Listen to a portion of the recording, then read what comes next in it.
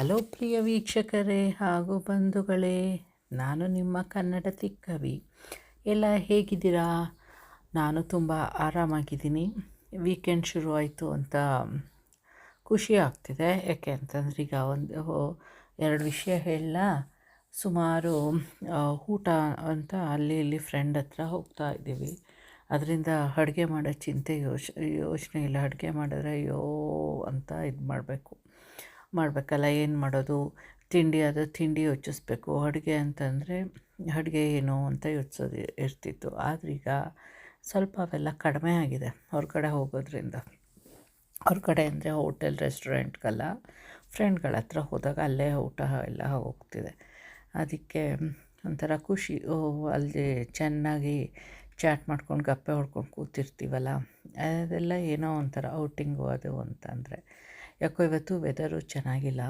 Actually ಇವತ್ತೇನಾಯಿತು ಅಂತಂದರೆ, ಇವತ್ತು ಫುಟ್ಬಾಲ್ಗೆ ಹೋಗ್ಬೇಕಾಯ್ತು ಮಕ್ಕಳಿಬ್ರೂ. ಆದರೆ ಅವನು ನೆನ್ನೆನೇ ಹೇಳಿದ್ದ, ಫೋರ್ಕಾಸ್ಟು 8 o'clock ಯಾಕೋ 3 ತನಕ ಒಳ್ಳೆ ಥಂಡರು, ಮಳೆ ಗಾಳಿ ಎಲ್ಲ ಅಂತ. ಅದಕ್ಕೆ ಹಂಗೆಲ್ಲ ಆದರೂ ಹೋಗೋದು ಬೇಡ ಅಂತಂದಿದ್ದೆ. ಅದಕ್ಕೆ ಅವನು ಚೆನ್ನಾಗಿ ಮಲ್ಕೊಂಡಿದ್ದ. ಆಮೇಲೆ ಅವ್ರ ತಂದೆನೂ ಮಲ್ಕೊಂಡಿರಲಿ, 2-3 ದಿನದಿಂದ ಸರಿಗೆ ನಿದ್ದೆ ಮಾಡಿಲ್ಲ, ಇದು ಸ್ಲೀಪ್ ಓವರ್ ಅಂದ್ಕೊಂಡು ಅಲ್ಲೆಲ್ಲ ಅಂತ ಅವರು ಸುಮ್ಮನಾಗೋದ್ರು. ನೋಡಿದ್ರೆ ಬಿಸಿಲು ಚೆನ್ನಾಗೇ ಹೊಡಿತು. ಆಮೇಲೂ ನಾನು ಬಟ್ಟೆ ಹಾಕೋದು ಹೊರಗಡೆಗೆ ಬೇಡವಾ ಅಂದ್ಕೊಂಡು ಆಮೇಲೆ ಹಾಕಿದೆ. ಈಗ ಆಗಲೇ ಅಷ್ಟೇನು ಬಿಸಿಲೇನು ಇರಲಿಲ್ಲ, ಆದರೂ ಬಟ್ಟೆ ಒಣಗಿದೆ ಆ ಗಾಳಿಗೆನೆ. ಈಗ ಎಲ್ಲೋ ಮಳೆ ಬಂದುಬಿಡುತ್ತೇನೋ ಅಂದ್ಕೊಂಡ್ರೆ ಪರವಾಗಿಲ್ಲ, ಮೋಡ ಅಷ್ಟೇ ಸ್ವಲ್ಪ. ಅದು ಇವತ್ತಿನ ಇದು ವೆದರ್ ರಿಪೋರ್ಟ್ ಹೇಳ್ದಂಗೆ ನಾನು. ಆಮೇಲೆ ಇಲ್ಲಿ ಒಂದು ವಿಷಯ ಹೇಳಲೇಬೇಕು. ಏನು ಅಂತಂದರೆ, ನಿಮಗೂ ಗೊತ್ತಿರ್ಬೋದಲ್ವ, ಯಾವಾಗ ಅಂದರೆ 2019 ಯಾವಾಗಲೂ ಅನಿಸುತ್ತೆ, ಅದೇ ಮಾಸ್ಕ್ ಅಟ್ಯಾಕ್ ಆಯ್ತಲ್ಲ. ಆಗ ಏನಿಲ್ಲ, ಹಸ್ಬೆಂಡು ಕೆಲ್ಸಕ್ಕೆ ಹೋದರು. ಸಾಮಾನ್ಯ ಅವರು ಇಂಥ ವಿಷಯನೆಲ್ಲ ನನಗೇನು ಹೇಳಲ್ಲ. ಆಮೇಲೆ ಮನೆಗೆ ಬಂದು ಏನು ಗೊತ್ತಿಲ್ವಾ ಅಂದರು. ಇಲ್ಲ ಅಂತಂದೆ. ಆಮೇಲೆ ಟಿ ವಿ ಹಾಕಿದ್ರೆ ಆಗ ಹೇಳಿದ್ರು, ಈ ಥರ ಆಗಿದೆ ನೋಡು, ಲೈವಲ್ಲೇ ಇದೆ, ಇವೆಲ್ಲ ಇತ್ತು.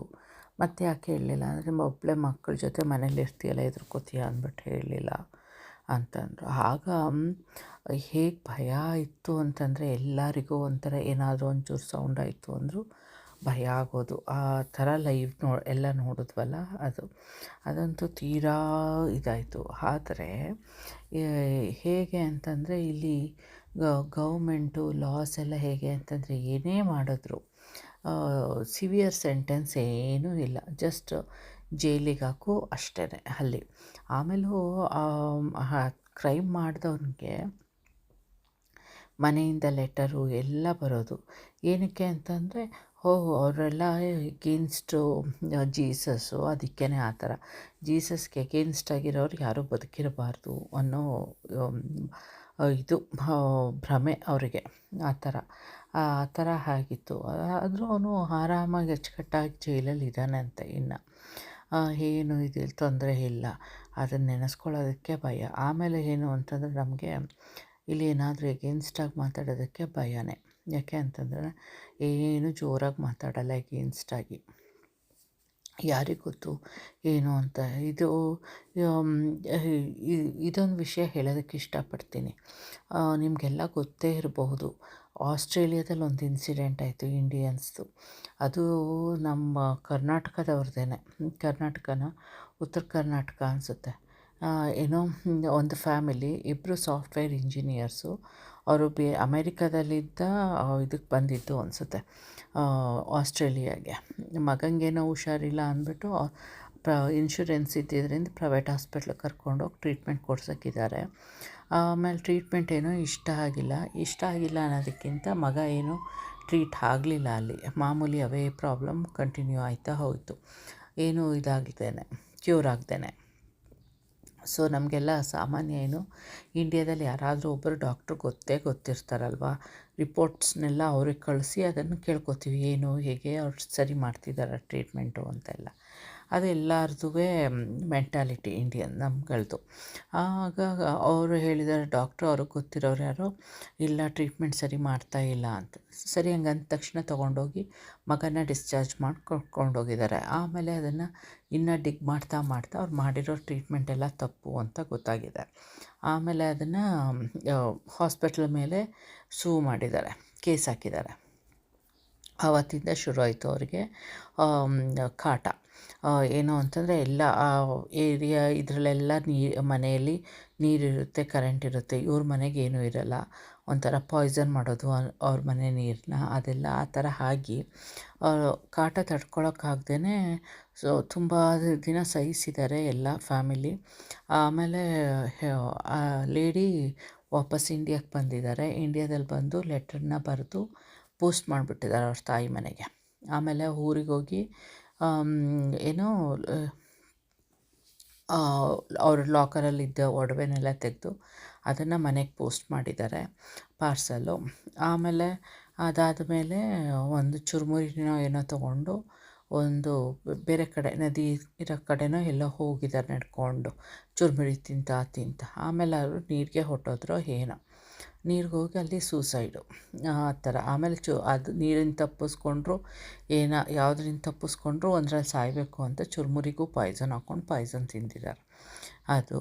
ಆಮೇಲೆ ಅದು ಕೇಸು ಇವರು ಡೆಡ್ ಬಾಡಿ ಹೋದಾಗ ಆ ಲೆಟ್ರ್ ಬಂತು, ಏನೇನು ಆಗಿದೆ, ಏನು ಪ್ರಾಬ್ಲಮ್ ಆಯಿತು ಆಸ್ಟ್ರೇಲಿಯಾದಲ್ಲಿ ಅಂತೆಲ್ಲ. ಆಗ ಗೌರ್ಮೆಂಟು ಎಂಬಸಿ ಎಲ್ಲ ಇನ್ವಾಲ್ವ್ ಆಗಿ ಅದನ್ನು ಏನು ಮಾಡಿದ್ರು, ಸಾಲ್ವ್ ಮಾಡಿದ್ರು ಗೊತ್ತಿಲ್ಲ. ಆ ಥರ ಆಗೋದಕ್ಕೆ ಇಷ್ಟ ಇಲ್ಲ ಅಲ್ವಾ. ಅದರಿಂದ ನಾವೇನು ಮಾತಾಡಿದ್ರು ಮೌರಿ ಅಂತ ಹೇಳೋದಕ್ಕೂ ಒಂಥರ ಭಯ, ಜೋರಾಗಿ ಅವ್ರು ಸರಿ ಇಲ್ಲ ಹಾಗೆ ಅಂತ ಎಲ್ಲ. ಯಾಕೆ ಸುಮ್ಮನೆ ಅವ್ರ ದೇಶದಲ್ಲಿದ್ದೀವಿ, ಅವ್ರ ಬಗ್ಗೆ ಕೆಟ್ಟದಾಗಿ ಮಾತಾಡಬೇಕು ಅಂತ ಸುಮ್ಮನೆ ಇರ್ತೀವಿ ಆ ಥರ. ಆಮೇಲೆ ಇಲ್ಲಿ ಲಾದು ಹೇಗೆ ಅಂತಂದರೆ, ಈಗ ನಮ್ಗಳಿಗೆಲ್ಲ ಒಂದು ರೂಲ್ಸು, ಹೀಗೆ ಇದು ಮಾಡಬಾರ್ದು ಅಂದ್ರೆ ನಾವು ಮಾಡಲ್ಲ. ಆದರೆ ಅವ್ರುಗಳು ಹೇಗೆ ಅಂತಂದರೆ, ಮಾಡಬಾರ್ದು ಅಂದರೆ ಯಾಕೆ ಮಾಡಬಾರ್ದು, ಮಾಡ್ತೀವಿ ಅಂದ್ಕೊಂಡು. ಫಾರ್ ಎಕ್ಸಾಂಪಲ್, ಮಕ್ಕಳು ಅವತ್ತು ಸ್ವಿಮ್ಮಿಂಗ್ ಪೂಲ್ಗೋ ಎಲ್ಲ ಹೋಗಿದ್ದಾರೆ, ಅದು ಸ್ಲೈಡು ಕ್ಲೋಸ್ ಆಗೋಗಿದೆ ಅಂತ ಹೇಳಿದ್ದಾರೆ. ಸರಿ, ಮಕ್ಕಳೆಲ್ಲ ಬಂದುಬಿಟ್ರು ಇದು ಮಾಡ್ತೇನೆ. ಆದರೆ ಅವ್ರಿಗೆ ಹೇಳಿದ್ದಾರೆ ಆ ಗಾರ್ಡ್ಗಳು, ಆ ಗಾರ್ಡ್ ಹೇಳಿದ್ರು ಅದನ್ನು ಕೇರ್ ಮಾಡ್ತೇನೆ, ಇವ್ರುಗಳು ಯಾಕೆ ಮಾಡಬಾರ್ದು ಅಂತ ಮಾಡ್ತಾಯಿದ್ದಾರೆ ಆ ಥರ ಅವ್ರುಗಳದ್ದು. ಆಮೇಲೆ ಏನಾದರೂ ಹೇಳೋಕ್ಕೋಯ್ತು ಅಂದರೆ ತೊಂದರೆ ಮಾಡ್ತಾರೆ. ಯಾಕೆ ಸುಮ್ಮನೆ.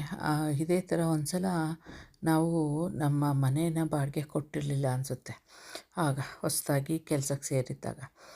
ಹಸ್ಬೆಂಡೇನೋ ಅಲ್ಲಿ ಮಲ್ಕೋತೀನಿ ಖಾಲಿ ಇದೆಯಲ್ಲ ಅಂತ ಹೋಗಿದ್ದಾರೆ. ಆಗ ಅವತ್ತೇ ಏನಾಗಿದೆ, ಅಲ್ಲಿ ಒಂದು ಸೂಪರ್ ಮಾರ್ಕೆಟಲ್ಲಿ ಸೆಕ್ಯೂರಿಟಿ ಗಾರ್ಡು ಏನಕ್ಕೆ ಜಗಳ ಆಡ್ತಿದ್ದೀರಾ, ಯಾರೋ ಪಾರ್ಕಿಂಗಲ್ಲಿ ಜಗಳ ಆಡ್ತಿದ್ರಂತೆ ಇಬ್ಬರು. ಏನಕ್ಕೆ ಜಗಳ ಆಡ್ತಿದ್ದೀರಾ ಅಂತಂದಾಗ ಇವ್ರ ಪಾಪ ಇಂಡಿಯನು, ಪಂಜಾಬಿ ಅನಿಸುತ್ತೆ, ಹೋಗಿದ್ದಾನೆ ಬಿಡಿಸೋದಕ್ಕೆ.